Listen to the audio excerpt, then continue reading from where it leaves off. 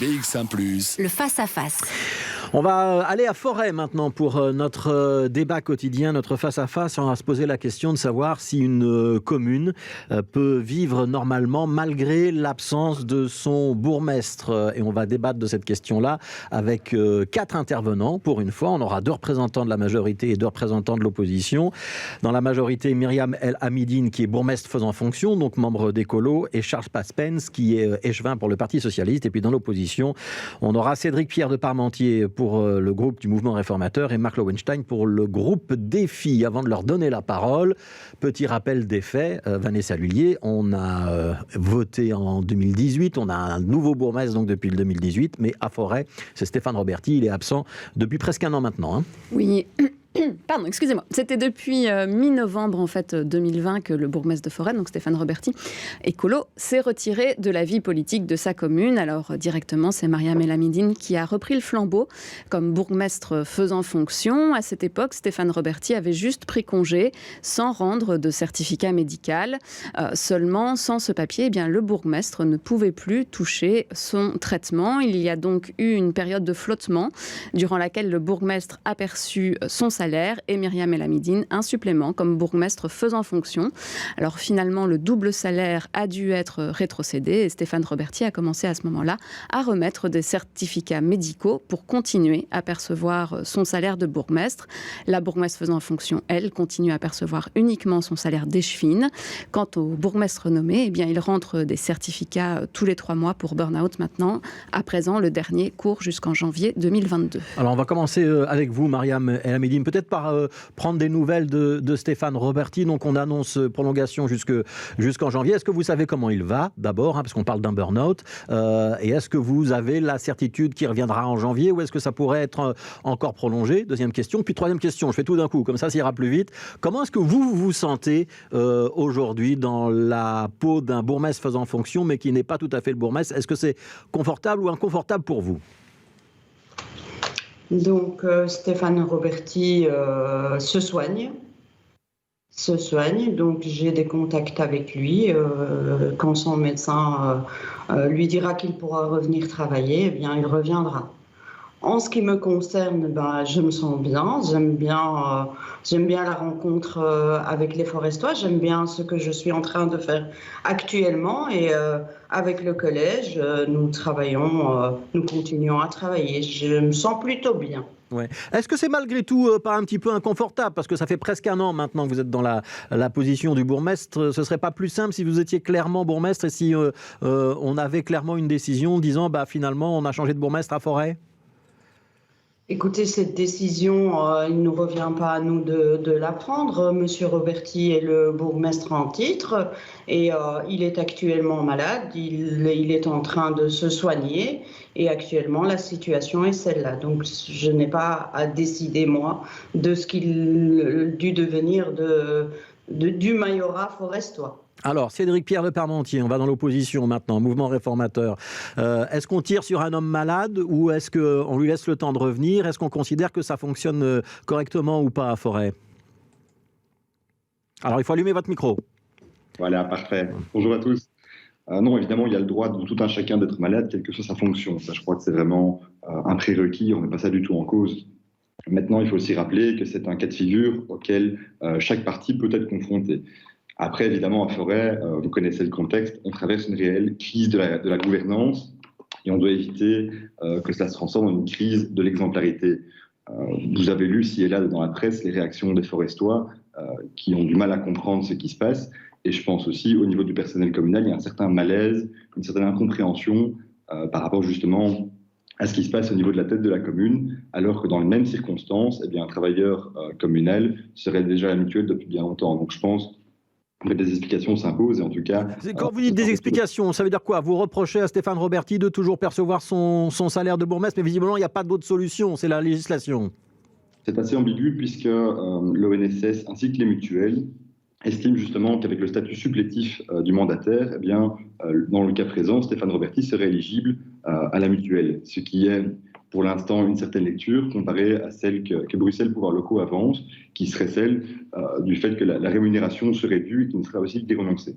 Ouais. Alors, vous me parlez de gouvernance, moi je vais parler un tout petit peu de télévision à tout le monde. Je vais demander à monsieur Spapens de faire 15 cm sur sa gauche et à monsieur Lovenstein et madame El Hamidine de faire 10 cm vers leur droite. Comme ça, on verra tout le monde à l'écran et ce sera un petit peu plus agréable pour tout le monde. Marc Lovenstein, est-ce que vous êtes sur la même longueur d'onde que Cédric Pierre de Permentier? Est-ce que vous estimez que il faut que monsieur Roberti se mette sous la mutuelle? A priori, c'est une décision qui lui appartient et ça n'a pas l'air si simple, hein, d'un côté légal, on y reviendra.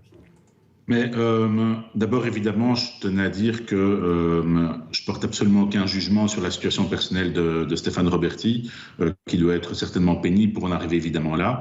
Mais ce qui est clair, c'est que les choses ne peuvent pas rester en l'état, tant au niveau de sa situation administrative que pour ce qui concerne la gestion communale.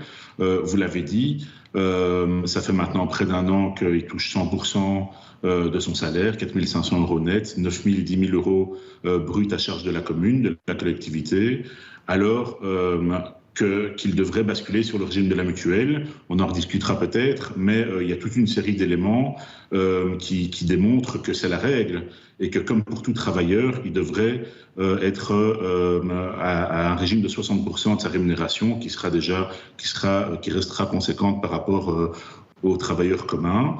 Et donc, pour nous, cette situation n'est pas acceptable, n'est pas conforme aux règles en vigueur. Il n'est pas normal, par ailleurs, que le dossier INAMI qui a été transmis à la commune n'a pas été complété et renvoyé pour une prise en charge de la mutuelle. Donc oui, je m'aligne par rapport à ça et je trouve absolument dommage qu'on reste dans cette situation et qu'on n'accepte pas. Marc Lowenstein, est-ce que le problème, c'est réellement le salaire du bourgmestre, qui touche 100% à la place de 60% s'il était un travailleur en congé maladie? Je comprends bien qu'il y a une notion d'exemplarité et que ça peut vous chiffonner. Mais malgré tout, sur le fonctionnement de la commune, est-ce que ça impacte le fonctionnement de la commune ou pas, l'absence de Stéphane Roberti? Donc, c'était évidemment le premier élément. Et le deuxième élément qui est évidemment essentiel, c'est la gestion communale. Mais je pense que c'est aussi important d'aborder la gestion administrative du dossier, même si on ne doit pas faire toutes les missions là-dessus. L'important, c'est de savoir si la commune tourne. Et pour rappel, la mission essentielle d'un bourgmestre, c'est d'assurer la sécurité, la salubrité, la tranquillité publique. Ça fait assez longtemps que je n'avais plus vu, je dois vous le dire, les rues aussi sales et recevoir autant de témoignages de cambriolage, de tentatives de cambriolage dans les maisons, de vandalisme sur certains véhicules. Et donc, il y a certains soucis à régler. Alors, est-ce que le retour de Stéphane Roberti est la solution? Je ne crois pas. Par contre, je pense qu'il est temps que le collège cesse de faire l'autruche par rapport à ces problèmes. On ne peut pas rester indéfiniment dans l'incertitude. L'administration et la population méritent mieux. Et donc, au-delà de tous les beaux projets qui sont portés par la commune, et je les vote aussi, il y a certains éléments problématiques qui ne sont pas réglés, c'est urgent de les régler, que ce soit par Roberti ou par quelqu'un d'autre. Alors, je vais donner la parole à Charles Spapens pour terminer ce premier tour de table. Elle dysfonctionne, la majorité bruxelloise, elle est moins efficace, il y a de la malpropreté, de l'insécurité dans les rues, comme le dit Marc Lowenstein. Écoutez, forcément, je ne suis pas d'accord avec ça, mais il faut quand même rappeler quelque chose, c'est que ici, il y a un cadre légal qui s'impose à nous. J'ai lu dans la presse et j'ai entendu certaines personnes qui disaient qu'il y avait un arrangement au sein de la majorité forestoise pour protéger M. Roberti. Il n'en est évidemment rien. C'est un cadre légal. Le ministre Claire Failly des pouvoirs locaux et l'administration des pouvoirs locaux nous a plusieurs fois confirmé que le cadre légal était posé. Et donc, ce n'est pas une décision de la majorité forestoise, mais bien une décision qui s'impose. Sur le fait que la majorité dysfonctionne, il suffit de regarder autour de vous. Forêt est une commune qui continue réellement à avancer. Et je vais faire un parallèle très simple, mais c'est un petit peu comme dans une équipe de foot. Dans une équipe de foot, quand il manque un joueur, on donne tout pour pouvoir avancer dans l'intérêt des Forestois. Et ici, c'est clair, il manque un joueur, il manque le capitaine, puisque le bourgmestre a ce rôle de capitaine, mais chacun dans notre rôle, on travaille un peu plus, sans compter, dans l'intérêt des Forestois, et pour que ça puisse avancer, et on sera évidemment ravis quand le capitaine pourra revenir. Ouais. Alors, ça, Papen, je vais vous demander, vous dire qu'elle est encore un petit peu sur votre gauche. Je ne parle pas de politique, je parle juste de position face à l'écran. Il ne faut pas forcer un petit peu la main maintenant à Stéphane Roberti et lui dire ce serait mieux qu'on sache clairement si vous allez revenir ou pas et dire à votre partenaire écolo, puisque PS et écolo gouvernent ensemble la forêt, on veut une clarification. Écoutez, dans le principe, ça serait évidemment plus facile. Mais maintenant, M. Roberti est malade. Moi, je n'ai aucun contact avec M. Roberti pour respecter ça. Donc maintenant, officiellement, on a dit que c'était un burn-out. On sait très bien qu'un burn-out, la chose la plus importante, c'est avoir aucun contact avec le milieu professionnel. Et je ne vois pas comment moi, je vais aller téléphoner à M. Roberti en lui imposant quelque chose. Ça, c'est lui seul qui peut décider. Il doit faire ce qui est bon pour lui. Ce qui est sûr, c'est que pour la majorité, pour les Forestois, on a continué à travailler tous ensemble. Et s'il faut travailler plus, on travaillera plus. On a toujours tous travaillé sans compter pour la commune, dans l'intérêt des Forestois, on continuera. Mais vous pensez bien que ce n'est pas à moi d'aller imposer à quelqu'un de démissionner. Ouais, Mariam El Hamidine, puisque vous avez des contacts avec Stéphane Roberti, il a pensé à démissionner. Pourquoi est-ce qu'on lui propose... Allez, j'imagine, je fais une suggestion, j'imagine que Écolo est un parti qui est quand même relativement puissant. Pourquoi est-ce qu'Écolo ne lui propose pas... J'ai bien compris le problème, que s'il démissionne de son poste de bourgmestre, il risque de perdre ses allocations, ses émoluments. On ne peut pas imaginer une autre solution qui consisterait à lui assurer un traitement par Écolo, par exemple ? Écoutez, de toute façon, nous voudrions tous que cette situation soit un peu plus claire et que cette situation soit réglée. Donc, à ce stade-ci, il n'y a rien qui a été discuté avec M. Roberti parce que M. Roberti est malade. Donc, mais nous voudrions effectivement que tout soit réglé dans cette situation-là.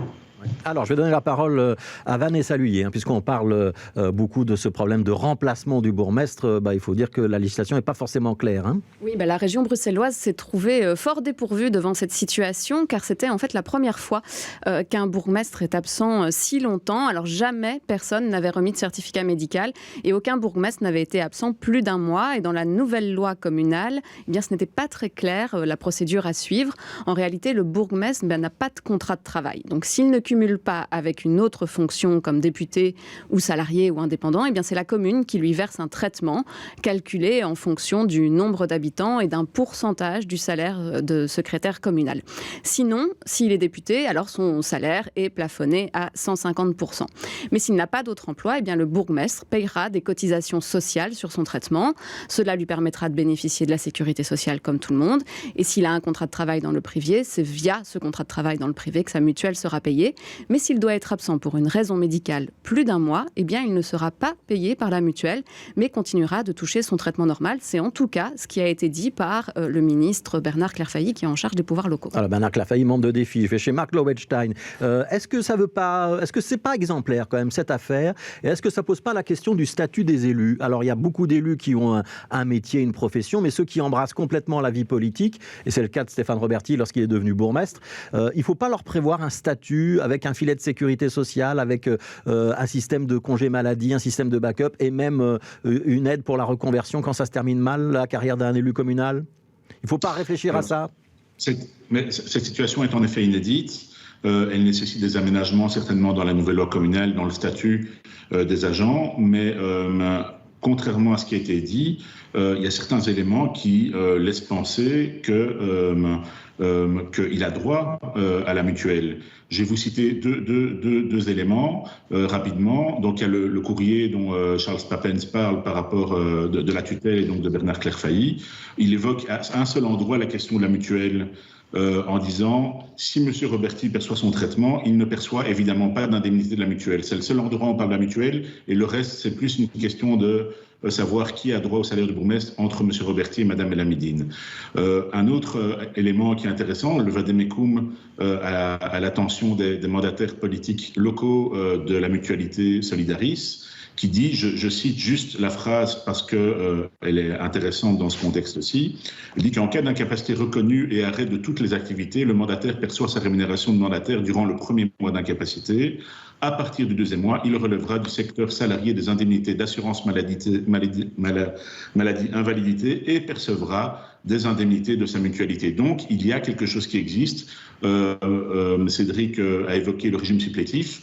Ça s'applique ici et donc il y a une solution et une issue par rapport à ce statut. Mais évidemment, il y a d'autres choses à améliorer et ça, je fais confiance au ministre des Pouvoirs locaux pour faire des propositions. Ça tombe bien parce qu'il est des filles comme vous. Alors Cédric Père de Parmentier a joué à cache-cache avec nous, donc tout le monde se retrouve à un endroit différent dans l'écran, mais bon voilà, c'est la vie des conversations à distance. Je voudrais redonner la parole à Charles Papens. Je reviens quand même sur la manière dont la majorité fonctionne. Aujourd'hui, est-ce que vous reconnaissez, ça va être désagréable, là, elle va entendre, Mariam El Hamidine, l'autorité qui était celle de Stéphane Roberti, ou est-ce que c'est plus compliqué ? Parce qu'on sait qu'à Forêt, en plus, la négociation, elle avait été compliquée pour conclure un pacte de majorité et pour désigner le bourgmestre.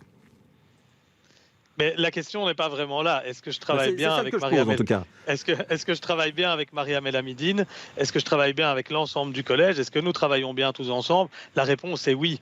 Madame El Hamidine a aussi, je pense, la décence et la difficulté de respecter Monsieur Roberti et la fonction de bourgmestre, et donc a aussi la décence de se présenter comme une bourgmestre faisant fonction, ce qui n'est pas toujours le plus agréable pour elle, ce qui peut entraîner des difficultés éventuellement avec certaines personnes, mais au niveau de la majorité, effectivement, Mariam El Hamidine prend le rôle de bourgmestre faisant fonction, comme quand Madame El Hamidine est absente et que c'est un autre échevin, qu'il soit écolo ou moi-même, qui prend le rôle. La personne qui est là prend le rôle de bourgmestre et tout le monde a la décence de respecter ça, évidemment. Ouais. Cédric Pierre de Parmentier, le bourgmestre, il a notamment des responsabilités en matière de fonction de police. Ces responsabilités, elles sont bien assumées aujourd'hui à Forêt ou pas ? On a eu l'occasion de l'évoquer précédemment, il y a des problèmes qui sont récurrents. Je ne pense pas que ce soit lié à la personnalité de Stéphane Roberti, plus qu'à un problème général que rencontre la commune de Forêt. Ici, on connaît tous les difficultés que la commune rencontre en matière de propreté, en matière de salubrité aussi.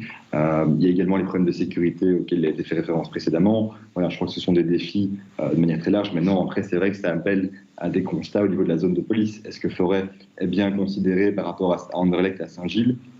Ça relève plutôt des prérogatives des bourgmestres, et justement un petit peu dans le match entre les bourgmestres par rapport aux moyens qui sont affectés dans les différentes communes. Et là, peut-être qu'il y a quelque chose à jouer en termes de personnalité du bourgmestre qui aujourd'hui n'est pas rencontré. Ouais. Mariam El Hamidine, est-ce que vous pesez dans le match avec Saint-Gilles et Forêt, avec Saint-Gilles et Anderlecht lorsqu'on parle de la zone de police midi ? Mais bien évidemment, donc nous avons chaque semaine il y a un collège de police. Pas plus tard que ce soir, il y aura un conseil de police.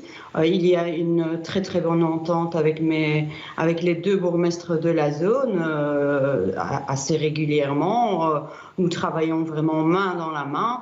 En ce qui concerne les matières de police, je n'ai pas l'impression, en tout cas, que je ne pèse pas par rapport aux discussions qui sont menées au sein du collège de police, loin de là. Ouais. Est-ce qu'il y a des habitants qui vous en parlent de cette situation ou est-ce que finalement c'est quelque chose qui intéresse le petit monde politique forestois et les citoyens, ça leur passe au-dessus de la tête ?